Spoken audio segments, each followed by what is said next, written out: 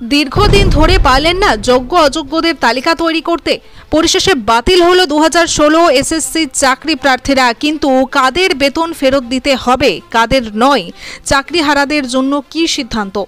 2016 সালে নিয়োগ প্রক্রিয়া বাতিল করে কলকাতা হাইকোর্ট যে রায় দিয়েছিল সুপ্রিম কোর্ট তা বহাল রেখেছে। তবে আদালতের নির্দেশ অনুযায়ী প্রায় 7,000 চাকরিহারাকে বেতনও ফেরত দিতে হবে। পশ্চিমবঙ্গের স্কুল সার্ভিস কমিশনের 2016 সালের সম্পূর্ণ নিয়োগ প্রক্রিয়া বাতিল করে দিয়েছে সুপ্রিম কোর্ট। তার ফলে 25,752 জনের চাকরি বাতিল হয়ে গিয়েছে। এই সংক্রান্ত মামলায় এর আগে কলকাতা হাইকোর্ট যে রায় দিয়েছিল সেই রায় অনেকাংশেই বহাল রেখেছে দেশের শীর্ষ আদালত। হাইকোর্টের রায়ে সামান্য বদল আনা হয়েছে মাত্র। এই প্রায় 26,000 চাকরিহারার মধ্যে এমন কেউ কেউ আছেন যাদের এতদিনের বেতনও ফেরত দিতে হবে। তারা কারা? রায়ে তাও নির্দিষ্ট করে দিয়েছে আদালত। সুপ্রিম কোর্টের 41 পৃষ্ঠার রায়ে প্রতিলিপি পড়ে তার হদিশ পেতে চেষ্টা করল চ্যানেল 20। বেতন ফেরত দিতে হবে কাদের? সুপ্রিম কোর্টের প্রধান বিচারপতি সঞ্জীব খান্না এবং বিচারপতি সঞ্জয় কুমারের বেঞ্চ জানিয়েছে 2016 সালের নিয়োগ প্রক্রিয়ার মাধ্যমে যারা চাকরি পেয়েছেন তাদের মধ্যে প্রশ্নাতীতভাবে যারা অযোগ্য হিসেবে চিহ্নিত বা দাগি তাদের চাকরি বাতিলের সঙ্গে বেতনও ফেরত দিতে হবে। তাদের ক্ষেত্রে হাইকোর্টের রায় সম্পূর্ণ বহাল থাকছে। এই ধরনের প্রার্থীর সংখ্যা প্রায় 7,000। এসএসসি নিয়োগ দুর্নীতির তদন্তে নেমে প্রচুর সাদা খাতা উদ্ধার করেছে সিবিআই। অর্থাৎ কোনো প্রশ্নের উত্তর না লিখে সাদা খাতা জমা দিয়েই তারা পাশ করেছেন এবং চাকরি পেয়েছেন। তাদের অযোগ্য বলে চিহ্নিত করা গিয়েছে। এসএসসির নিয়োগের জন্য যে প্যানেল গঠন করা হয়েছিল চাকরি প্রাপকদের অনেকের নামই ছিল না সেই প্যানেলে। অর্থাৎ প্যানেলের বাইরে থেকে তারা চাকরি পেয়েছেন, তাদেরও অযোগ্য বলে চিহ্নিত করা হয়েছে।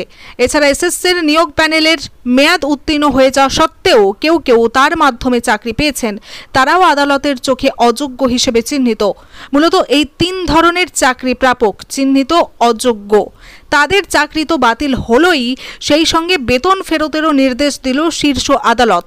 এ প্রসঙ্গে আদালতের বক্তব্য, চিহ্নিত অযোগ্যদের চাকরি বাতিলের যে রায় হাইকোর্ট দিয়েছে তাতে নাক গলানোর কোনো কারণ আমরা খুঁজে পাচ্ছি না। তারা যা বেতন পেয়েছেন তা ফেরত দিতে হবে। দুর্নীতির মাধ্যমে তাদের নিয়োগ হয়েছে, ফলে এটি প্রতারণা। এই রায় পরিবর্তনের কোনো কারণ নেই। ব্যবস্থাটাকে ধিক্কার জানাই। আমরা তো পরীক্ষা দিয়েছি, আমরা কি করবো? আমরা পড়াশোনা করে পরীক্ষা দিয়েছি, এইটা অন্যায় করেছি। আমরা শিক্ষক হতে চেয়েছি, ছোট ছোট ছেলে মেয়েদের শিক্ষা দিতে চেয়েছি।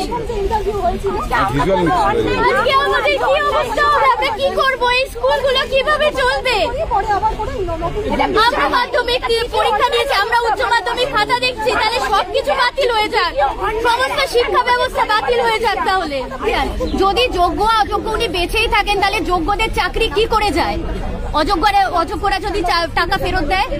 আমাদের তো সিবিআই লিস্টে কোথাও নাম নেই, কোথাও এতটুকু নাম নেই, কোথাও কোনো কালি দাগ নেই, তাহলে কি করে আমাদের চাকরি যায়? কি চাইছেন, কি করবেন, কিছু ভেবেছেন? কি বলবো, কি করার আছে বলুন তো? আমরা কোথায় যাব?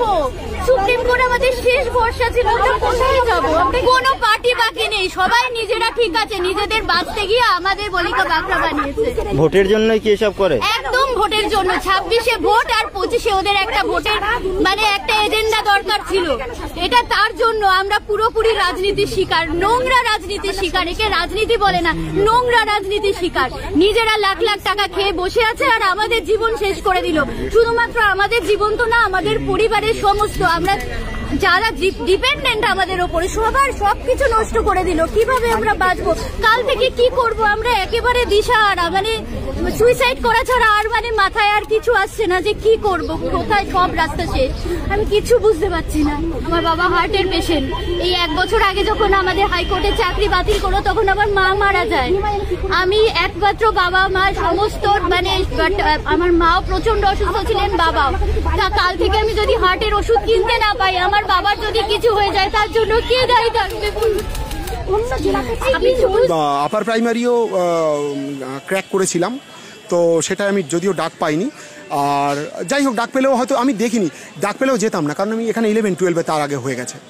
তো আপার প্রাইমারি পাশ করা ছিল, তার আগে আমি 17 প্রাইমারি ক্লিয়ার করেছিলাম। প্রায় বছর দেড়েক চাকরি করার পর এটা পেয়ে ছেড়ে চলে এসেছি।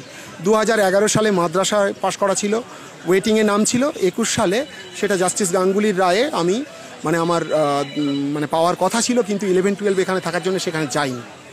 এবারে সেগুলো কি হবে আমি জানি না, বলতে পারবো না। এখন আপনি যখন বলছেন, আপনার পরিচয় দিচ্ছেন, তখন এক্স টিচার এই শব্দবন্ধ ব্যবহার করছেন। কারণ আমাদের দেশের সর্বোচ্চ আদালত আমাকে এক্স টিচার আখ্যাই দিয়েছে, যে আমার চাকরি আর নেই। এখন আমাদের যোগ্যতা নাকি প্রমাণ করতে হবে, পরে পরীক্ষা দিতে হবে।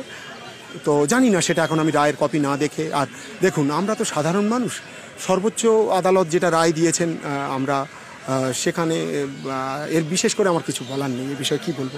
তবে এটা ভেবেছিলাম যে যেখানে সিবিআই লিস্ট করে এভিডেভিট আকারে জমা দিয়েছে, সেখান থেকে ন্যায় বিচার হবে, এবং বলেছিল যে এইগুলো 8,000 সামথিং টেন্টেড আর বাকিরা নন টেন্টেড বলা হয়েছিল। যারা নন টেন্টেড তাদের স্যালারিও ফেরত দিতে বলা হয়েছিল কলকাতা হাইকোর্টে। সুপ্রিম কোর্ট তার কপি করেছে, ওদেরকেই স্যালারি ফেরত দিতে বলা হয়েছে। আমার স্যালারি ফেরত দিতে বলা হয়নি, কিন্তু চাকরি নেই। তো জানি না এর বেশি, আমি তো আর আইনের অত আইনজ্ঞ নই, একজন সাধারণ মানুষ হিসাবে জানি না কাল পাড়ায় কী করে বেরোবো, সাধারণ মানুষের কাছে কি করে কে টেন্টেড কে নন টেন্টেড। আমার মা ফোন করেছিল যে বাবা তুই তো পরীক্ষা দিয়ে চাকরি পেলি, একটা চাকরি ছেড়ে এলি, জানি না আমি কি জবাব দেব, আমার সন্তানের সামনে কি করে দাঁড়াবো, সন্তান স্কুলে কি জবাব দেবে, জানি না। এসব কি অবস্থা হবে বলতে পারছি না। এই যে যোগ্য অযোগ্য বাছাই করা গেল না, এবং তার থেকে বড় কথা যে কথা আগেও বলা হয়েছিল যে চাল আর কাকর আলাদা করা যাবে কি যাবে না, এই প্রশ্ন তোলা হয়েছিল, সেটা না করেই আপনার পুরো প্যানেলটাই বাতিল হয়ে গেল। প্রশ্নটা কার যে যোগ্য অযোগ্য আলাদা করা গেল না, এই প্রশ্নটা কার? আচ্ছা, এই আলাদাটা করবে কে? আদালত দায়িত্ব দিয়েছিল সিবিআইকে আর বাক কমিটিকে, তারা তো আলাদা করে দিয়েছে। তার আচ্ছা কিসের ভিত্তিতে স্যালারি ফেরত দিতে বলা হয়েছে? 8,000 সামথিং যে নাম্বারটা, স্যালারি ফেরত দিতে বলা হয়েছে কেন?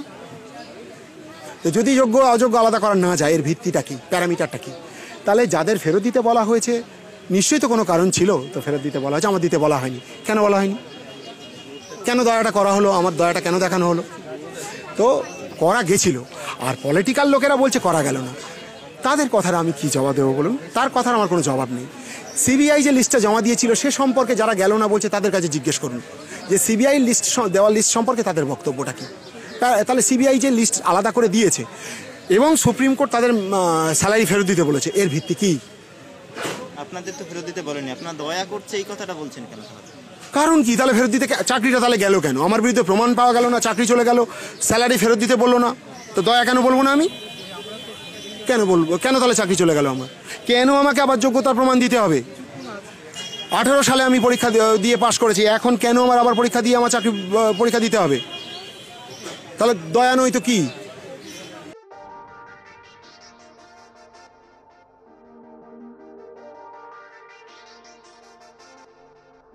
বাইক প্রেমীদের জন্য রাজা টিভিএস শোরুম নিয়ে এলো দারুণ সুখবর।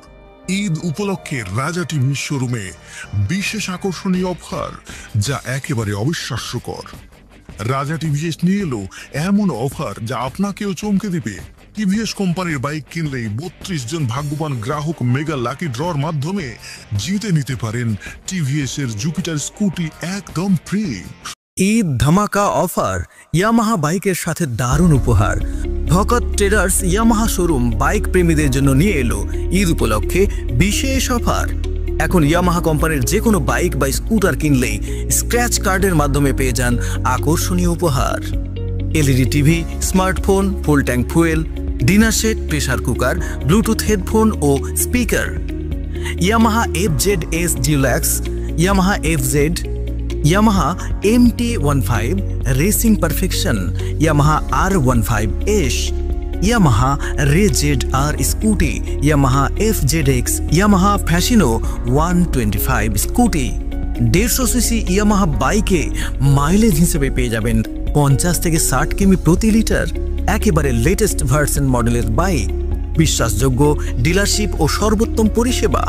ভকত ট্রেডার্স ইয়ামাহা শোরুম, স্থান 12 নম্বর জাতীয় সড়ক, নূর মোহাম্মদ কলেজের সামনে, ট্রাস্টপিল স্কুলের পাশে, Dakbangla, Dhulian, Murshidabad. Proprietor Sanjay Bhagat and son, Shantanu Bhagat. অফারটি সীমিত সময়ের জন্য, দেরি না করে আজই আসুন। বিস্তারিত জানতে কল করুন 9434255296 এবং 7864990276। ভগত ট্রেডার্স ইয়ামাহা বাইক কিনুন, ঈদ আনন্দ দ্বিগুণ করুন।